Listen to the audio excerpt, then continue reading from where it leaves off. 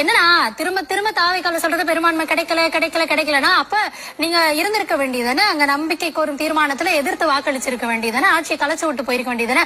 என்னன்னா இப்ப இவங்களால என்னெல்லாம் சாதிக்க முடியும், என்னெல்லாம் சாத்தியக்கூறு இருக்கு அப்படின்றத ட்ரை பண்ணி பாத்துட்டாங்க. எல்லா காம்பினேஷன்லயும் போட்டு ஏடிஎம்கே பிளஸ் கூட்டணி கட்சிகள் நம்ம பிளஸ் அங்க இது எல்லாரையும் போட்டு பார்த்தாலும் அது பிரச்சனையா இருந்திருக்கு. அதனால முடியாத பட்சத்துலதான் வேற வழி இல்லாம இந்த தரப்புல ஆதரவு. அப்படி ஆதரவு இருக்கிறப்பவும் சரி அதுக்கப்புறம் தேர்தலை சந்திக்க வேண்டியதானே. அப்ப என்னன்னா தேர்தலை சந்திச்சோம் அப்படின்னா தாவேக்கா இப்பயாவது 108 இருக்காங்க, அப்புறம் 208 வந்துட்டாங்கன்னா இருக்கிற குழப்பம் போயிருமே அப்படின்ற ஒரு பயத்துல தேர்தலை சந்திக்கவும் கட்சிகள் தயாரா இல்ல. அதனால என்ன சொல்றது, போனதையும் பிடிக்க முடியல, இருக்கிறதையும் விட முடியல. இதுக்கு நடுவுல குத்திக்கிட்டே இருக்கணும், 5 வருஷம் குத்திக்கிட்டே இருக்கணும். இதுக்கு நடுவுலதான் என்னன்னா பெரும்பான்மைக்கு தேவையான இடங்களும் எங்களாலதான் வழங்கப்பட்டு வந்தாங்க. 144 இன்னைக்கு வந்திருக்கு.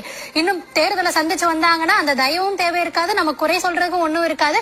அப்ப என்னத்தை சொல்லலாம் அப்படின்னு சொல்லி ஆட்சி பொறுப்பேற்று அந்த நம்பிக்கை இது பண்றதுக்குள்ள இத்தனை குற்றச்சாட்டுகள், இத்தனை ரவுண்டு தொடர்ந்து இன்னும் எவ்வளவு நாளைக்கு இதை கிளைம் பண்ணிக்கிட்டே இருப்பாங்க அப்படின்றது தெரியல. பொறுத்திருந்து பார்க்கலாம்.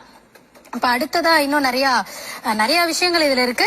என்னன்னா இதுல குற்றம் நாங்க சுமத்திக்கல, இது மாயாஜால பிம்பம், சுனாமினா அது பாதிப்பை ஏற்படுத்தக்கூட சுனாமியா. என்னன்னா திமுக ஏன் தோத்துது அப்படின்னு மக்கள்கிட்ட கேக்குறாங்களா. அதான் எப்பயுமே உங்களை திட்டினா அது உங்களை திட்டுறது, தமிழ்நாட்டை திட்டுறது கிடையாது. உங்களை குத்தம் சொன்னா அது உங்களை குத்தம் சொல்றது, அது தமிழ்நாட்டை குத்தம் சொல்றது கிடையாது. அதே மாதிரி உங்களுக்கான பாதிப்பு தமிழ்நாட்டுக்கான பாதிப்பு கிடையாது. இங்க மக்கள் விரும்பிதான் அவங்களுக்கான வாக்களிச்சிருக்காங்க. அப்ப அது யாருக்கு பாதிப்பு, உங்களுக்கு தான் பாதிப்பு. இதுலயும் கொண்டு இது தமிழ்நாட்டுக்கான பாதிப்பு இப்படியே பேசுறதும் நீங்க தோல்வி கண்டதுக்கான ஒரு காரணம். மக்கள் எல்லா தரப்புல இருந்து சொல்லுங்க, நீங்களே இதையும் நோட் பண்ணிக்கோங்க.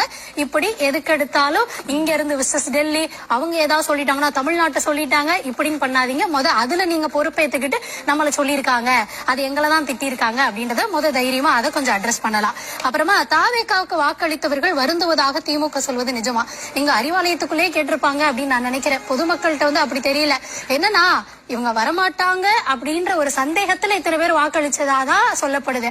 அப்போ வருவாங்க, இந்த அளவுக்கு ஸ்ட்ரென்த் இருக்கு அப்படின்னா ஒரு சந்தேகத்துல எதுக்கு அப்படின்ற மாதிரி யோசிச்சு வாக்களிச்சிருப்பாங்களே. திரும்ப தேர்தலை தான் நடத்தி பாருங்களேன், நடத்துனா நமக்கு வாய்ப்பு இல்லைன்ற அந்த பயத்துல இங்க இருந்துகிட்டு அதுக்கும் விடக்கூடாது இதுக்கும் விடக்கூடாது இப்படியே வச்சுக்கிட்டு ஓட்டலாம் அப்படின்ற ஒரு முடிவுல நீங்க உங்க தோழமை கட்சிகள் ஆதரவு தெரிவிச்சிருக்காங்க அப்படின்னு இன்னும் எத்தனை அவைகள்ல எத்தனை சபைகள்ல செஞ்சாலும் நேத்து சொன்ன மாதிரி மைனாரிட்டி கவர்மெண்ட் தான், அந்த சக்தியில அவங்க என்ன பண்ண முடியுமோ அதை பண்ணிக்கிட்டு இருக்காங்க. பார்க்கலாம்.